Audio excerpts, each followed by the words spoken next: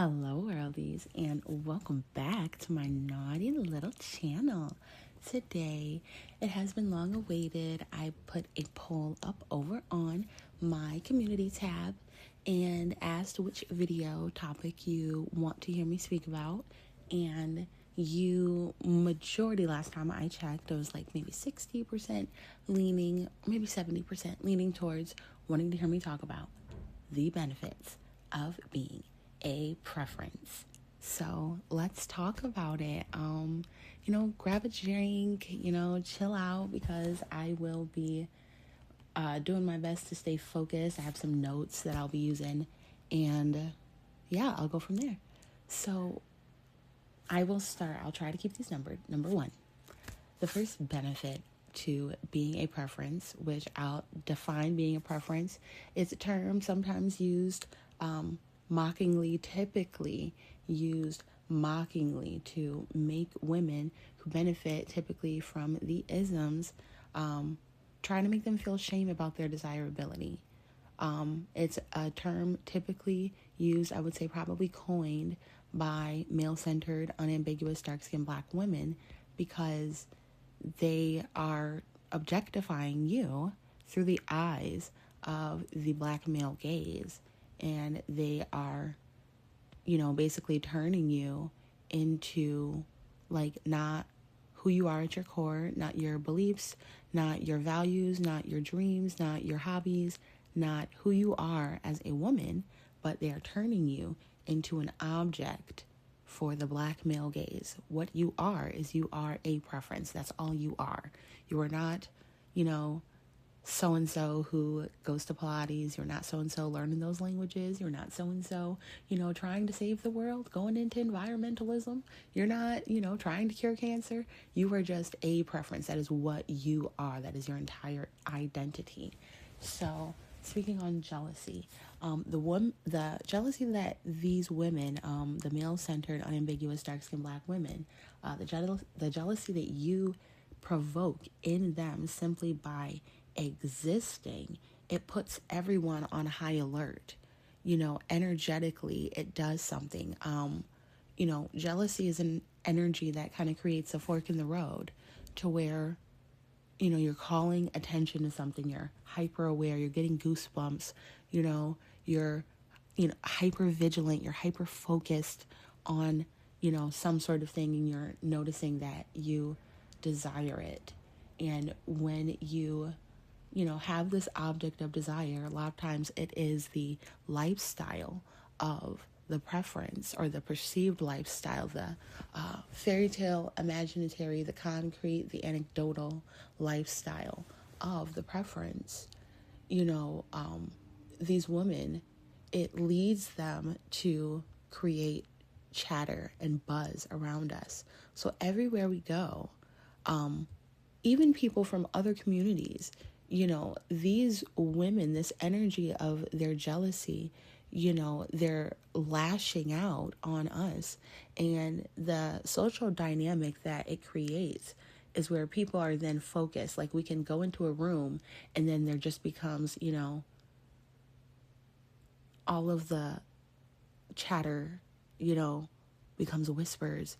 There are unambiguous women over there powwowing about their going out plans. If you have a group of friends, apparently, according to TikToks, which maybe I will try to insert in here, or maybe do a separate video about it.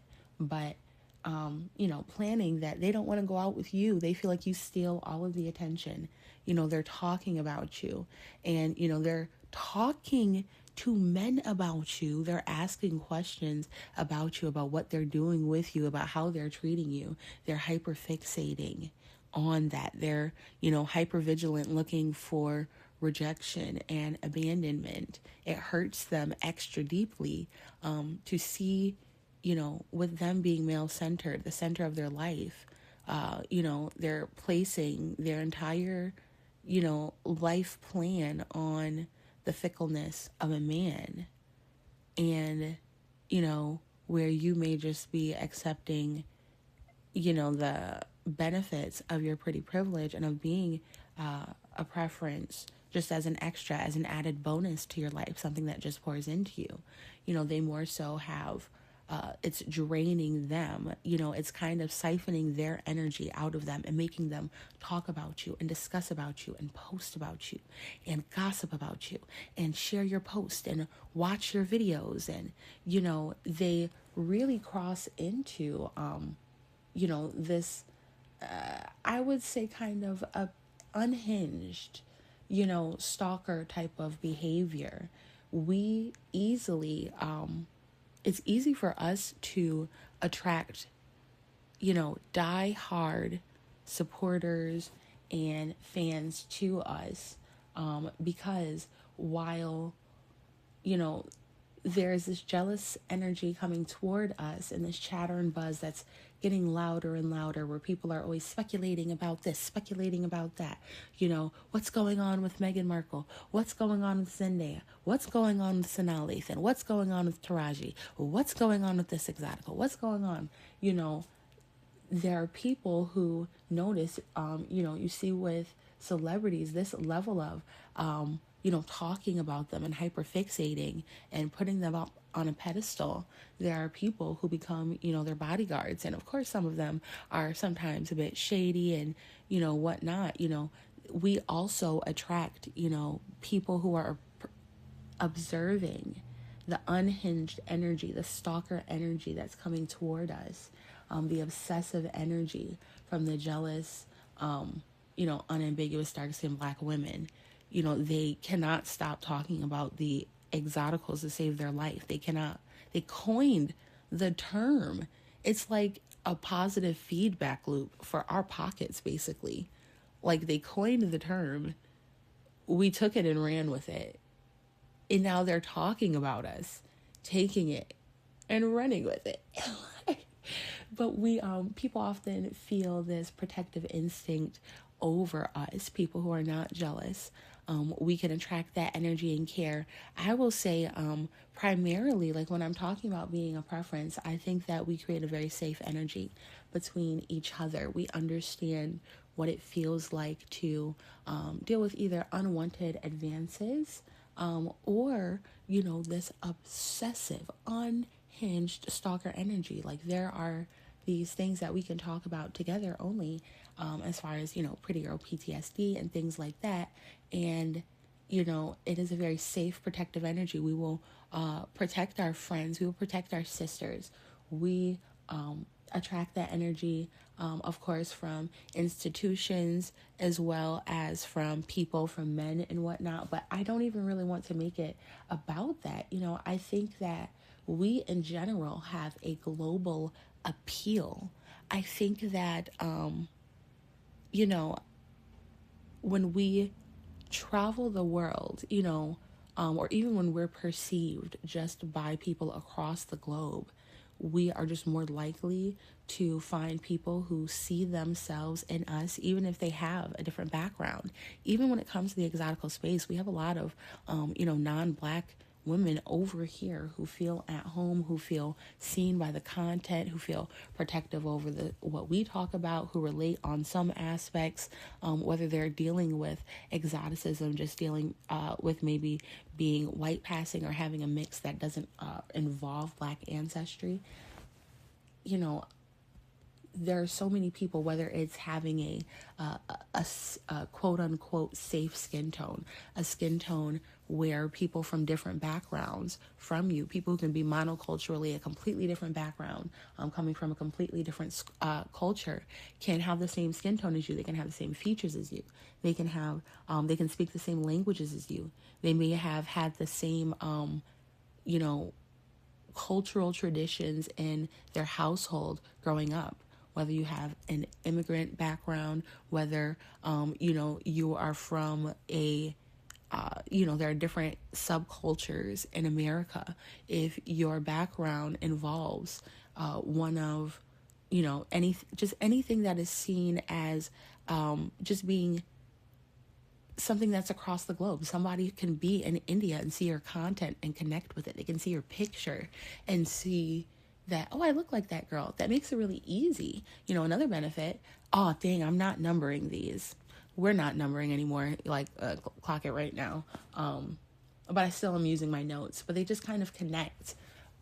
It's easier to be an influencer and things like that when women all over the world see you. You're not just limited to these very, is the word niche? I would love to sound smart and act like I'm sure when I say that word, but I'm not. I'm going to be real. We're real over here. Like, that's what, subscribe if you want the real. I'm not going to act like, I know who I am. But, these niche experiences, we have niche experiences as a community, oftentimes rooted in being a preference, which oftentimes being an exotical boils down to, a lot of the experiences that we've dealt with the negative, dark, nasty energies, coming from jealous and envious women. I want to make sure I throw the word envy in there because, where jealousy can be a motivational, factor, you can have a lot of women as an exotical, as a preference, who will look up to your lifestyle and they'll feel as though you're influential. You may naturally feel a pressure to positively influence young girls in your family, in your neighborhood, from your culture, from your background, from your skin tone, from your hair texture, from your mix. You may feel like you maybe not even pressure, but maybe a deep passion or desire to become, like a hair influencer for girls who, start even a whole brand, mixed chicks, stuff like that. People who are really just going to understand the nuances of you. And, that brand, the women who can use that brand, maybe women, just diverse women all over the globe. Even your brands can, become something that have global appeal to them. You're not limited to this very small little targeted demographic of women who feel like they're at the bottom of society, and the thing is, that draw that you have to you oftentimes comes from your ambiguity and people attempting to identify what you are, who you are. That is a benefit that you're going to, all of these things that I'm speaking about, like if we, the jealousy, that's a benefit. You're benefiting from people being motivated from you, even from people crossing over into envy. That energy, if you take that and use that energy, you can decide what to do with that. You can say, oh, well, I'm going to shrink back and I'm going to be less talented, less shining, less beautiful, less, amazing, less everything that I need to be, everything that I want to be. I'm going to be all of that less. No, or you're going to say, oh, I must be doing something right. People want what I have. People feel like what I have, they feel like I'm stopping them. That I can't control their mindset, but I must be doing something right. Like most people don't envy or feel jealous of the bum on the side of the road, that's a benefit, understanding that you have something that is, that's a source of validation, knowing that you have something that people want. It is validating to know that women who don't even have your skin tone will like do crazy makeup, drastic makeup to get your skin tone, or even, buy, creams, bleaching, things like that to get your skin tone, hair, the $1 billion hair industry to get your skin, to get your hair texture. That's like a huge validating flex. Like, especially, if you've grown up maybe in a monocultural space where you, maybe you're around monoculturally unambiguous dark-skinned Black women who, I hope I said that right, unambiguous dark-skinned Black women, monocultural. They felt as though, they may have said nasty things about your hairstyles, your culture, your food, your way of being, everything about you. But then as you become older and you see these women, that's when we were all in school, and our moms were dressing us, deciding what they were going to put on us.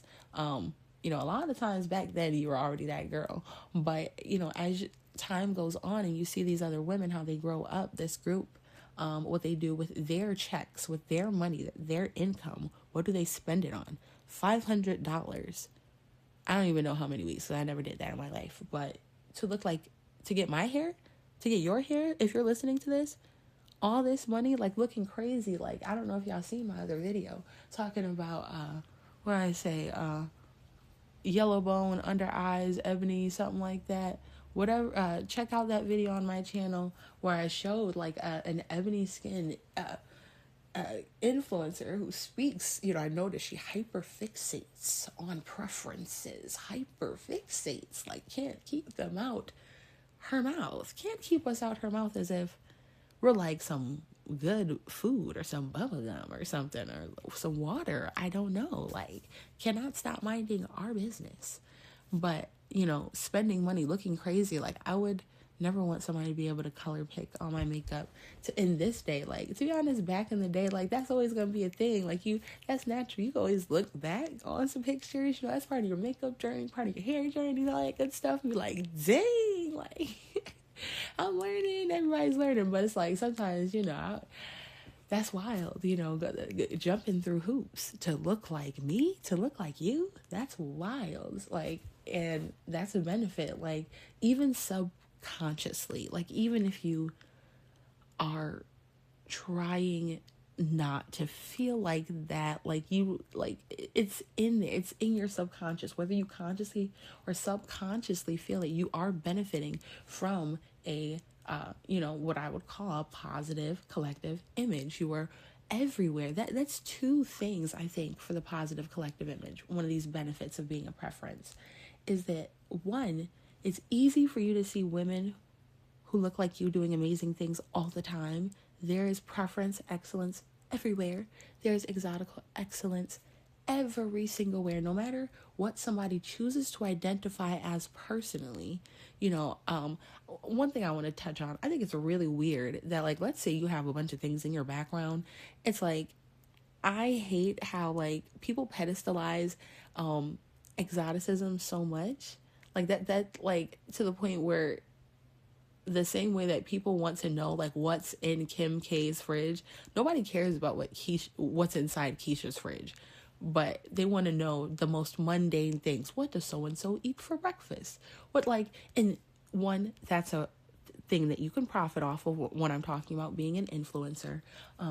But even things like your mix, like, let's say you have, 4 different things to your mix. Let's say you have 5 different things. Let's say you're a person who has like 8 different things. Let's say, you've got background all over the 7 continents. I should not have said that with a question mark like that. It probably doesn't help my credibility, but that's okay. Like, it's fine. I feel like when that's the case, people feel a lot of pressure when they, one, maybe they view you as a preference, and they want to, like, they're trying to figure out in their hierarchy of, whiteness being at the top, where do you rank? And it's really important for some people who are in competition and have that hierarchy thinking. They want to know, where do you fall on the spectrum? A lot of them, they think of race as being a binary thing, as being black and white. And, when people talk about the exotical experience of being pushed in and out of blackness and whiteness, you see this where it's like certain skin tones, are thought to be binary. Certain hair textures are thought to be binary. Certain, whatever that is, and if you're a preference, oftentimes this modern look is about, multiple, it's about the ambiguity. And I don't know if that's good or bad. Like, I mean, I guess if you have an ambiguous look, like for the preferences, for the, it's just what it is. Like, I'm not saying that that's how it should be. I'm not going to, like, feel bad about that being how it is, or stress myself out about that. I'm just going to kind of live my life about that. It's just kind of what it is. People, they like the faces that they like. And, scientifically they're saying nowadays that, the modern beauty, even back in the day when you thought of, the classically beautiful white woman, the classically beautiful, black woman, I think that there was less ambiguity to the looks with the most prominent types of women in each group. But I do think that nowadays we do, there is this space where we're all acknowledging the gray area, the not, the ambiguity between blackness and whiteness, and around, just cross-cultural, intergenerationally, multi-generationally mixed lifestyles, and what that background is like. And that, people don't like your ability to hop in and out of blackness. They do feel like, let's say you have 7 different groups where you feel like are all a part of your, your mix and your background. Some people, they don't like that you have like this deck of cards that they feel like is bigger than their deck of cards, where like, depending on what space you're in, you can play this one and say, hey, boom, I'm this. Hey, I have this in my background, boom. Hey, yeah, my mom's this, boom. And it's not even that you're like you can, like, people want you to feel some sort of guilt. They want you to basically like have that in your deck of cards and not play it. Like, black people never feel bad about you playing the black card. When it comes, like, they could be showing up late to a job, smelling like weed, like mouthing off, a bad cultural fit, like dressing inappropriately. They could be in public nude. They can do like anything, and they're always going to play that one black card. If you have multiple cards that you can play, they feel as though their card, a lot of times, they feel that they're at the bottom of society. So they're always playing that card because, they want to make it a thing that has like some sort of weight. They want it to be like an AMX, but, you have different cards, and you may not feel like having, certain cards that they don't have. You may not feel like, oh, I have this card that's not in their background, so that makes me better than. You're not saying that. But they may project that on to you. Oftentimes they will, if they're more so going the route of envy when they're seeing you. If their jealousy kind of festers and turns into that, because they're feeling as though, well, I'm only black, but this person is black and this, I don't like that they can play that card sometimes. I don't like that sometimes they can just say they're black and just chill. And then sometimes they can have a cool conversation starter and say, hey, I'm this. And it's true. Hey, I don't like that they can play this card and say, hey, I'm this. I don't like that they can talk about their hair texture and that women of other groups, non-black women, can relate to them. I don't like that they can start a brand and it globally picks up and becomes a global sensation where women of every background is using it. They don't like that. They don't like that we can be over here getting along. But that's very hard for them.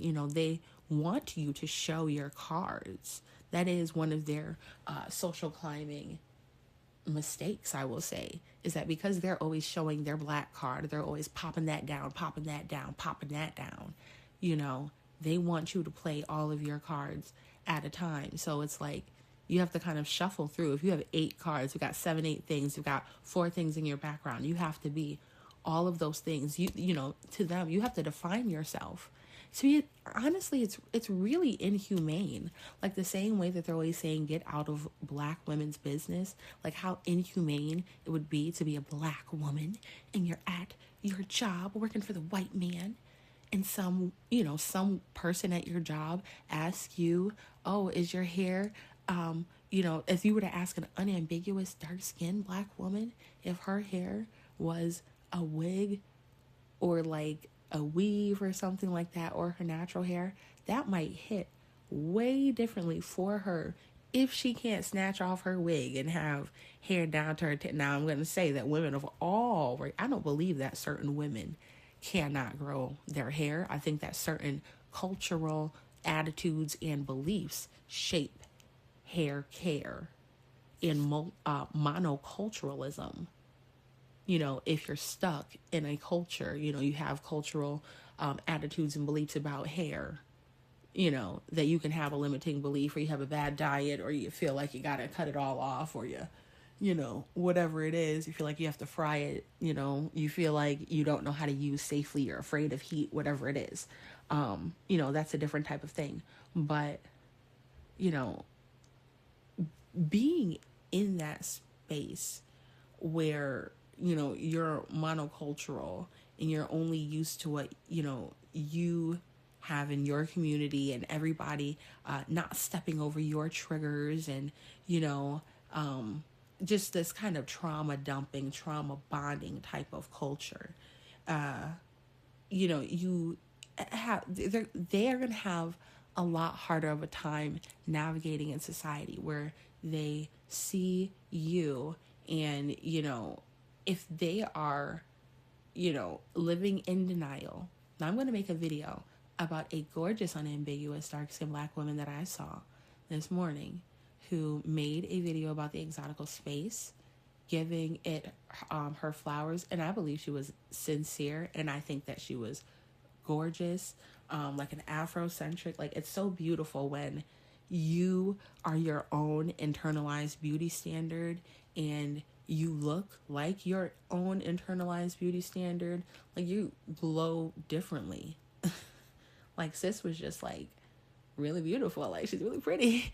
And I noticed, like, hey, she didn't have yellow bone under eyes. Like, it's almost like she's loves her, like, actually, really, like, because it's like, I think it's weird that it's like people almost have this black and white thinking where it's like either everyone is jealous of you or no one is jealous of you, when it's like things exist in between that. And I love in this space that we're able to talk about the nuance of what it looks like in different ways. And I want to save all of my thoughts because she just said so many things so perfectly. And I just thought, like, wow, that's the type of girl I could be, like, unless my content was triggering to her.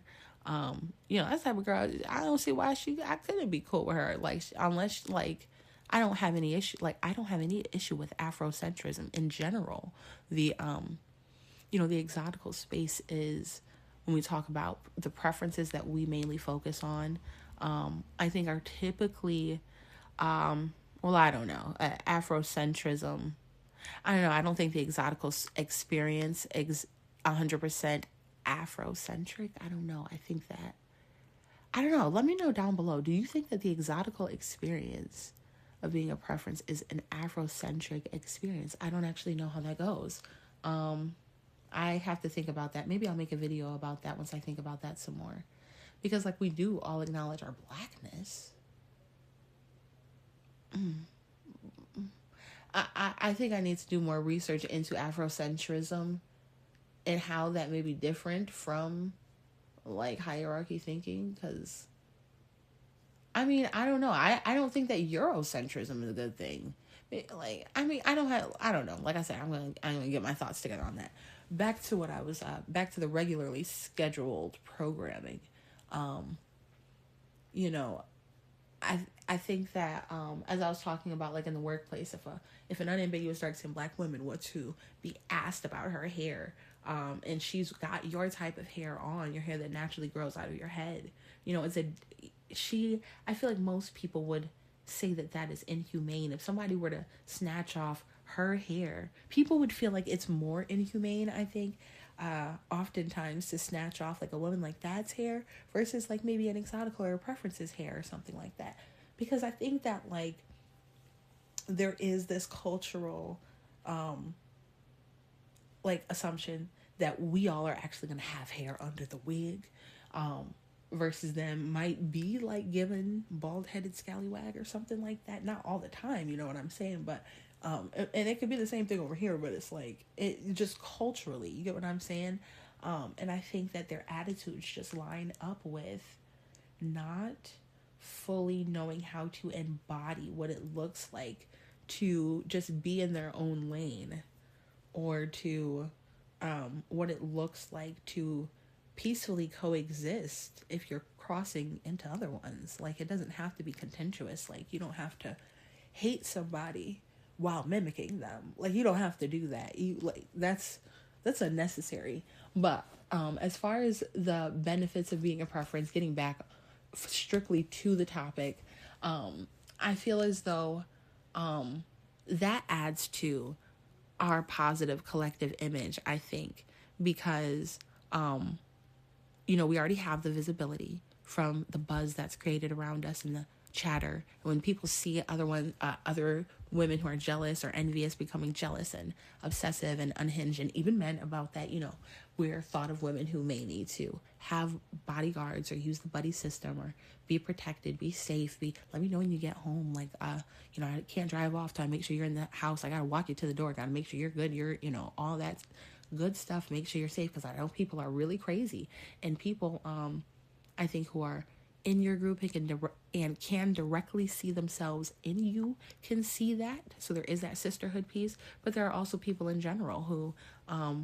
just see that. They're like, oh wow, that's crazy. They really do crash out about, the it girl, the pretty girl, whoever that is, and it is not always healthy. It's not always safe. People can channel that energy into unhealthy energy, and it leads into them getting too obsessive. Like, ma'am, like, am I Mariah Carey? Why do you want to, like, my thing is, like, so many people will mock influencers and stuff like that. Like, if you're an exotical influencer or anything like that, that's something you can easily do, because like I said, you're the preference, so men want to watch your content. You are, because there are male-centered, envious women, they want to watch your content.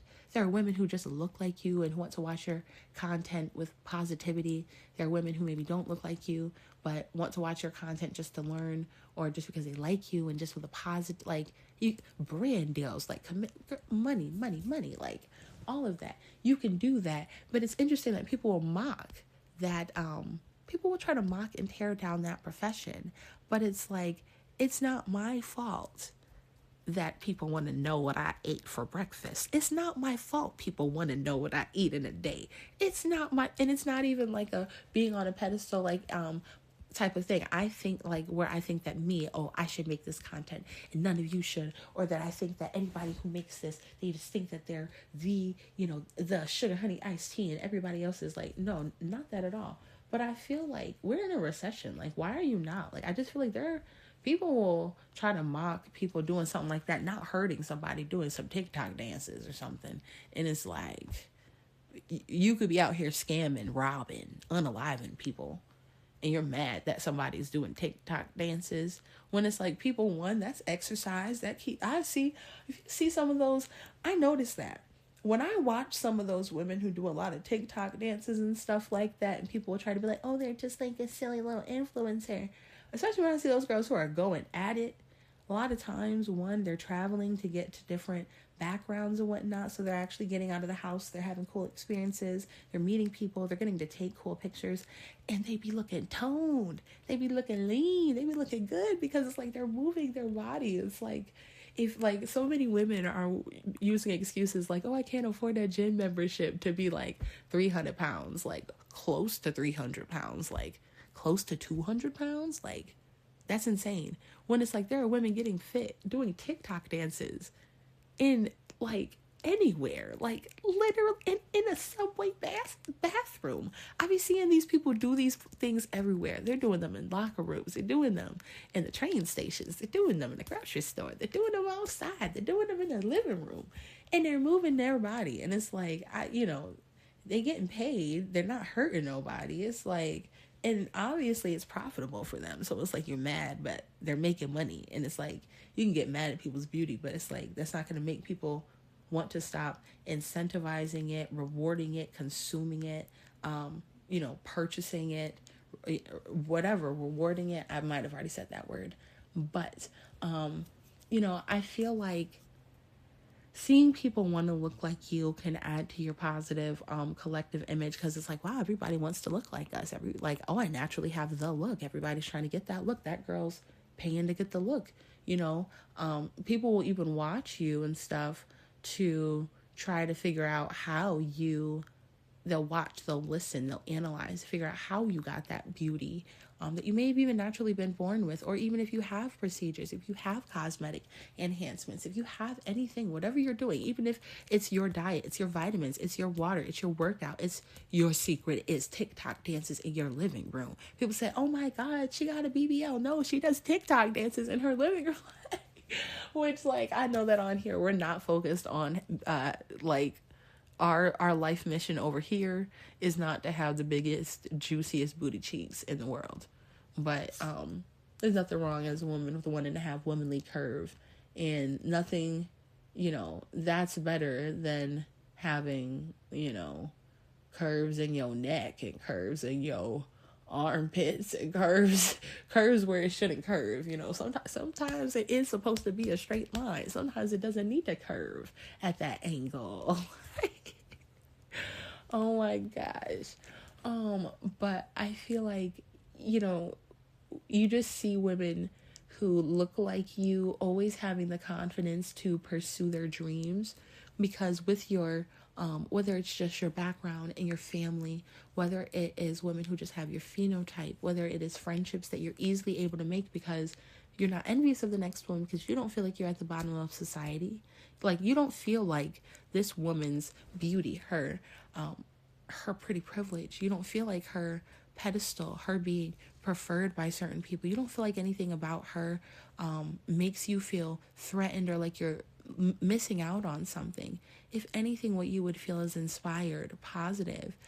You would feel a sense of kinship because you would be in your own lane doing amazing positive things as well, but can't always be like that. You're going to have that confidence to pursue your dreams, though. You really are. When you're a preference, you have all of this hyper visibility on you. You have all of this eyes on you. You have this kind of this pressure to perform. You kind of cannot give up. It kind of makes me think about B. Simone just a little bit. I like her. So I just think she's really pretty. I grew up watching her sometimes, so I talk about her sometimes. I check in on her podcast sometimes. I think that, with her new podcast, the whole Let's Try This Again thing, I think that there is some sort, and she has started talking about her background a bit as far as, I don't know if she's used the word exotical, but I think I recorded a video about her a while ago. I don't think I ever put it up because I didn't like how it came out. I have to look through to see if I ever put that up. If not, I'll maybe re-record and upload that. Because I think she's at an interesting place, it seems, on her journey as an exotical. And I'd actually love to have a private conversation with her one day. Just 'cause I think she's an interesting person. But I can see that she has this confidence to pursue her dreams. Which I'll make a whole video about this, but she was being interviewed by, maybe I already talked about this. I don't know. I've had my channel for over a year now, which is crazy. I don't think I've been posting content for over a year, but that's crazy to me. Anyways, she was talking to one of her, I believe, good friends, Spicy Madi, about things that she loves about herself. She was talking about loving her skin tone, and I almost saw this fight within her where it's like she has the part of her background, whatever she is, whatever she's been exposed to in the media, her family, her aunties, who, whoever may have loved on her sisters, chosen family, chosen sisters, soul sisters, who put positivity into her. I noticed she seems to get along okay with women from other backgrounds and everything pretty fine. But she seemed to have this guilt, this fight between this part of me feels like, it's just fine to like being light skinned. And then there was this other side of her that was almost like, ooh, hold on. I am people take my words very seriously. Like, everything she's saying is being watched and judged. And it's like, that's a lot of pressure. So to have the Let's Try This Again, I think it's a really brave thing as a preference to keep doing this. I love checking in on all the different preference type of exoticals that are out there, being influencers and stuff.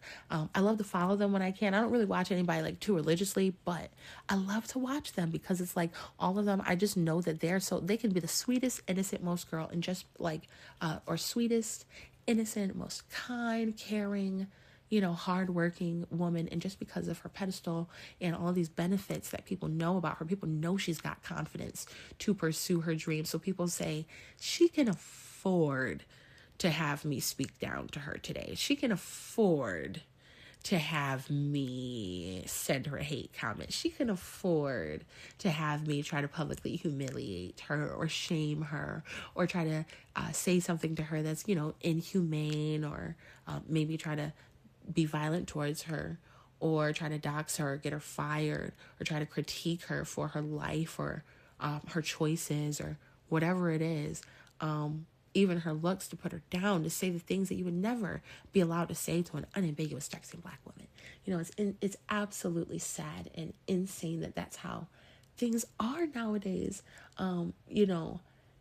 When you're experiencing that, just like continuing to go and not giving up, saying, whether it's pivoting, whether it's just like steamrolling over it, whether it's engaging with it, clapping back, whatever that is like, whether it's paying it dust. That is so like,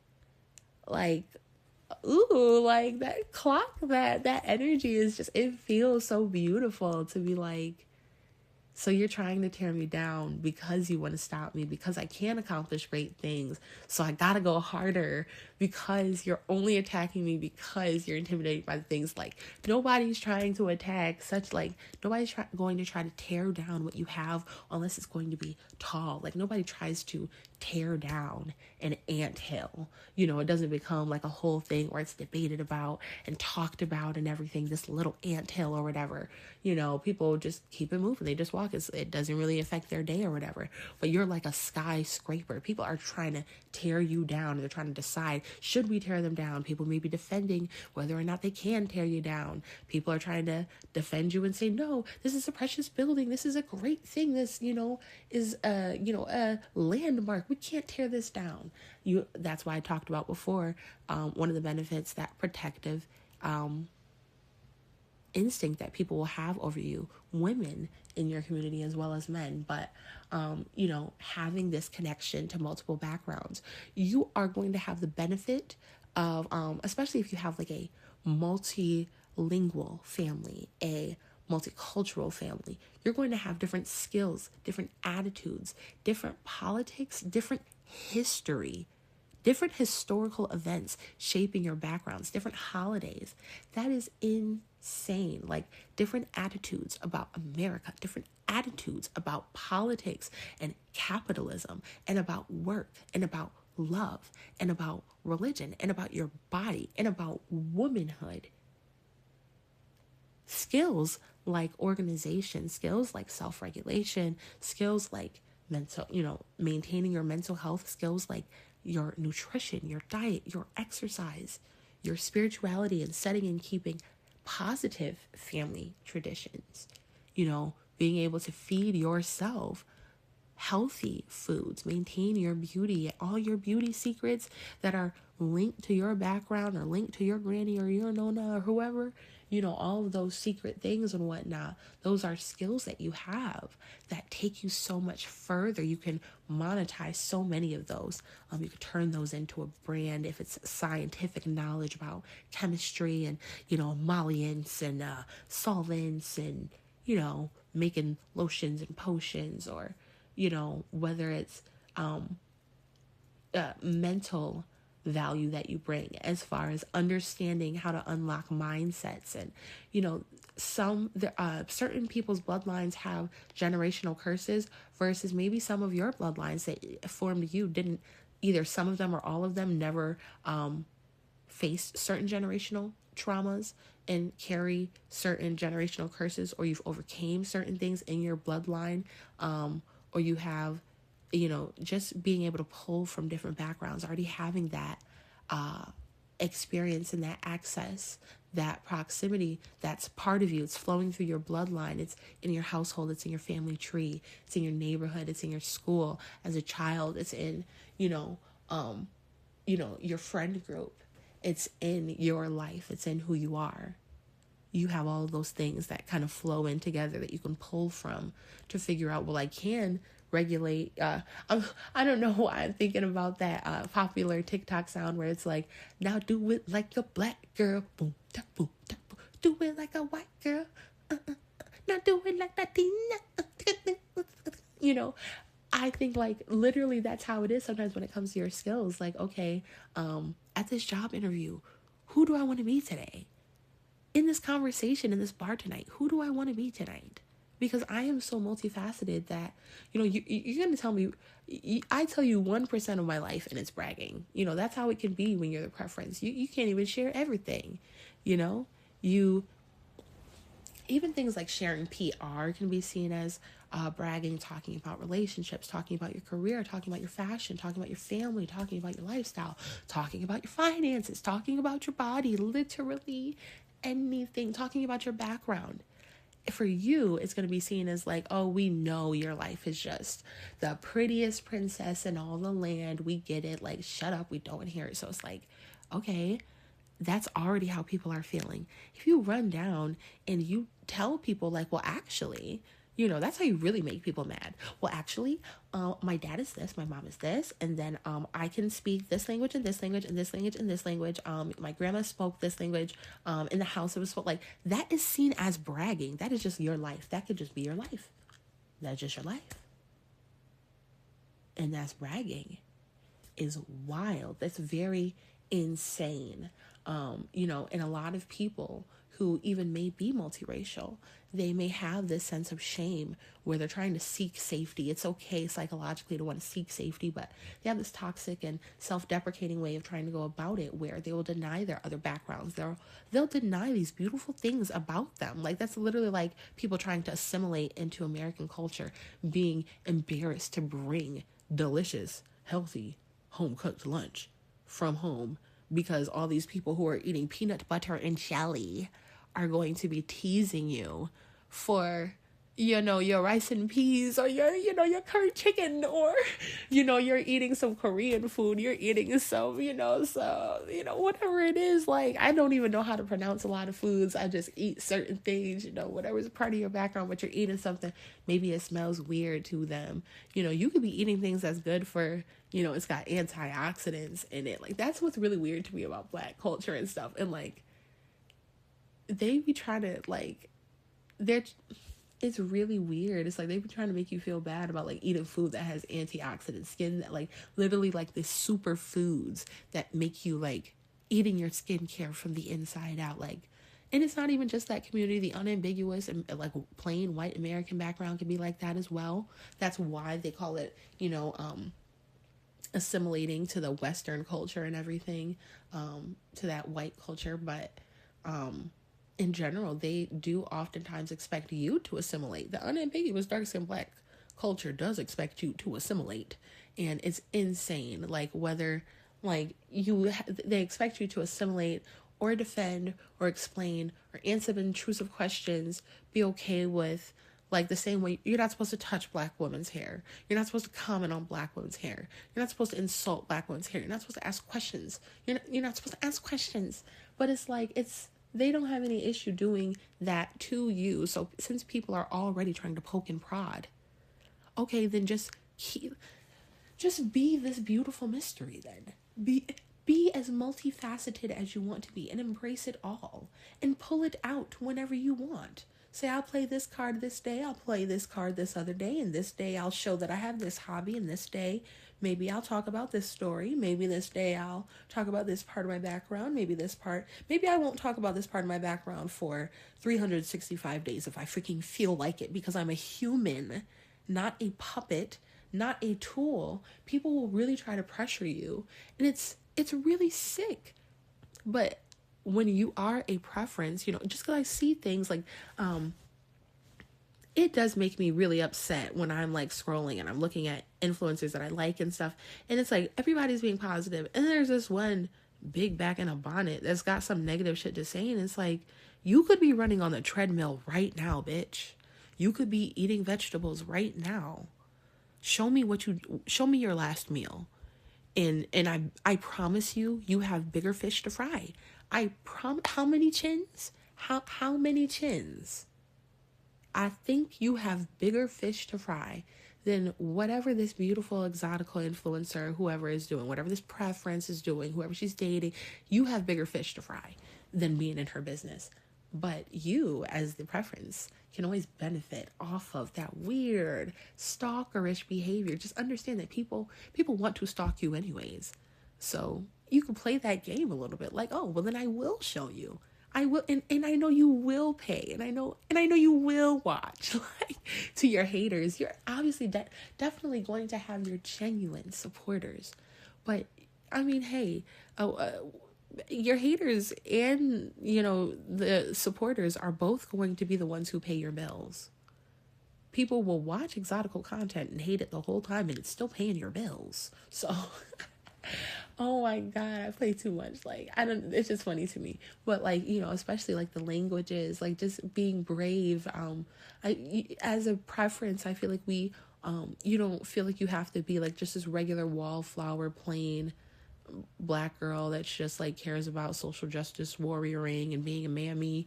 You can like be whatever you want. You can be like emo if you feel like it. You can be like country. You can be like you can like move to like, you can be like an expat. You can move to a whole different country. Like, you can do whatever you want. You can know 30 languages if you want. And that's not Black people shit. You can literally never eat soul food again in your life if you want. Guess what? That's not a hate crime. It's not a hate crime to not eat soul food. Or to eat it in small quantities. It's not a hate crime to deny food if somebody's trying to overfeed you. That's not a hate crime. It's not a hate crime to not eat chitlins. It's not a hate crime to not eat fried chicken anymore. It's not.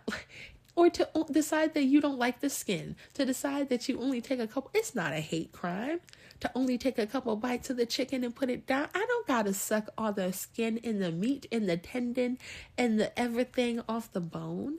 I don't have to do that. I don't have to suck it like it's a good man. Like, well, I should say like an exceptional man is what I should say. But I don't have to suck this chicken bone like that to prove that I'm Black enough. I can actually be a weird Black girl. I'm already not this and that enough. Guess what?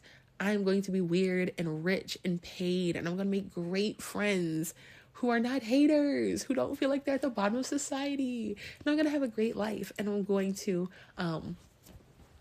as a preference, when it comes to these different skills that you may already have picked up in your childhood from your multiple backgrounds, I find that, things like, I think it's easier to learn languages if you've had multiple languages already spoken in the home, even if you're trying to learn languages that are not those languages that were spoken in the home, just your brain has already like used them. I think brains are a muscle, but I do think that in your childhood and your formation and everything, you've had that muscle already kind of formed of being bilingual or trilingual maybe by age 4 or something, even if it's just a few phrases, even if that's more than some people, that's going to make it easier to travel and things like that. If you think about, at least my ideal traveling experience is going there and being treated like I'm welcome. And I don't believe that Blackness holds me back from that. I believe that there are things that I can do before travel as I prepare for traveling to different places domestically and internationally to increase the chances of me being perceived in a certain type of way, or like welcomed in a certain type of way when it comes to certain cultures, don't go to Japan wanting to twerk on everything and they don't want you to twerk on everything, learn language, learn the culture a little bit, understand the meal times, understand about even just little things like the nuances of like the trash on the street. Is that even a thing? Understanding where you're going to go, even domestically, you can practice with that. That's something you can do. Practicing, learning, and going to a place and then using these different parts of your skills and your backgrounds to, flex and navigate socially. But, just imagine if it makes it easier, like if I'm saying that, at least for my ideal travel experience, is to go there, know the language, be welcome, have a great time, come back whenever I feel like, enjoy my time. I don't travel and then have to post a whole story time talking about, yeah, they didn't let me in this club because they ain't like, I'm not doing all that. Like, they don't like black people in the whole country. They don't like me, so they don't like you either. Random preference over there. They don't like you either. They don't they don't like none of us. They don't even have to have a problem with unambiguous dark-skinned black people. It could just be you. You could just be insufferable. But it's all of us. It's everybody. Like every single last person. No, it's not. People have an inability to separate, situations from their entire group, and an inability to take accountability sometimes.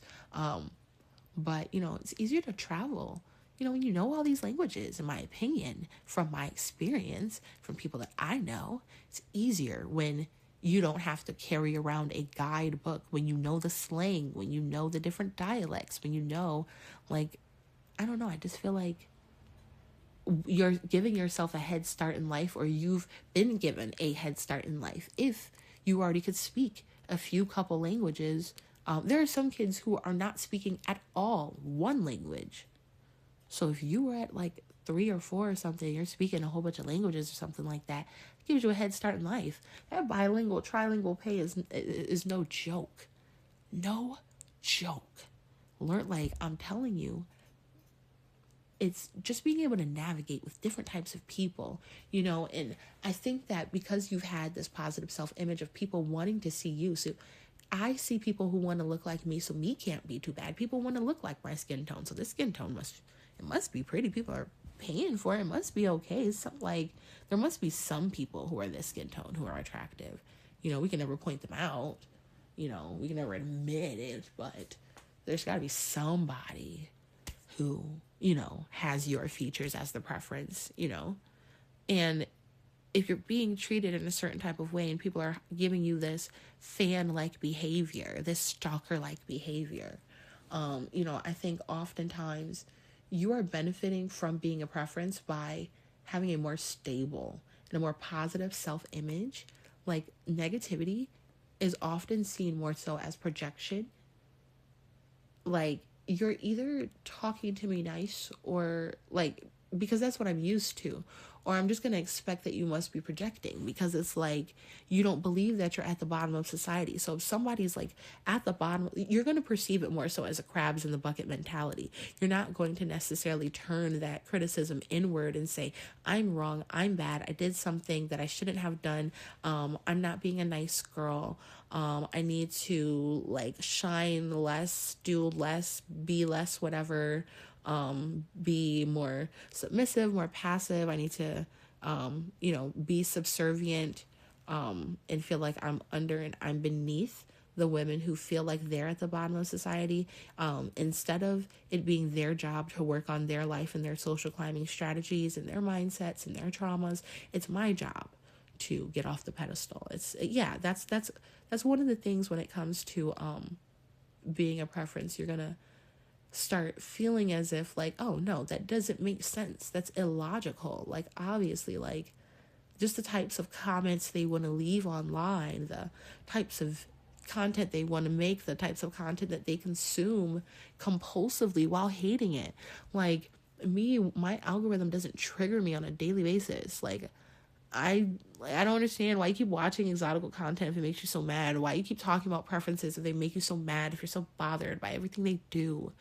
Everything. Like, you don't like what they look like. You feel like everything is fake. You feel like they're liars. You feel like, why are you not paying them dust? Like, it's insane. Like, people will give you all of this relevance and everything, and then it's like they want to feel some type of way when you have like this protective shield kind of over your self-image and the way that you view yourself. Somebody, like, for example, if you are 6 foot tall, no hater can say, you look like you're 5 foot. And then all of a sudden you gotta prove? I gotta prove that I'm 6 foot now just because your ignorant ass over there feel like I'm 5 foot? Like, no, I know what I am. It's okay. It's not up for debate. But you're just going to see it as like, oh, okay, they're projecting, like they could be on the treadmill, but instead they're debating about me. Okay. They could be on the, they could be like going for a run. They could be eating some celery stalks, plain. They could be eating some raw vegetables. It's okay to eat raw vegetables. I promise you, every organ in your body will thank you. I promise you, you don't got, like, I promise you, you could probably delete DoorDash off your phone. That's another one. Like, if you worried over here about preferences, like, you just think of it differently. Like, that is my mindset that I have now. I don't feel guilt for my benefits. I don't feel guilt for my beauty. I don't feel guilt for things that I say. I don't feel like people are entitled to anything about me. You shouldn't feel that way. That's one of the benefits that you should carry. That's one of the things that I want you to take from this video when you go on your pretty little self the rest of your day. I definitely want you to have a positive self-image and a stable self-image. Women who feel like they're at the bottom of society, it's because they're going everywhere and they're looking for abandonment. They're looking for rejection. They're looking for betrayal. They're looking for evidence. That's the mindset that they have. They're looking for evidence that they're undesirable. They're looking for evidence that nobody wants to date them. They're looking for evidence that they can't get a job. They're looking for evidence that nobody in this entire city, nobody in this entire country, they're looking for the evidence of that every day because they don't have a stable, they have a, what would be the word for that? They have a fluid self-image, and I think that can be a positive or a negative thing. When it comes to growth, it's okay to have a fluid and, upwardly mobile, positively progressing self-image, right? That's okay. But you can also get to a place where, you're getting to the point where you're acting a fool. You acting a damn fool all over Beyonce's internet. But the benefit to being a preference is that you don't have to feed into that. You don't have to do that.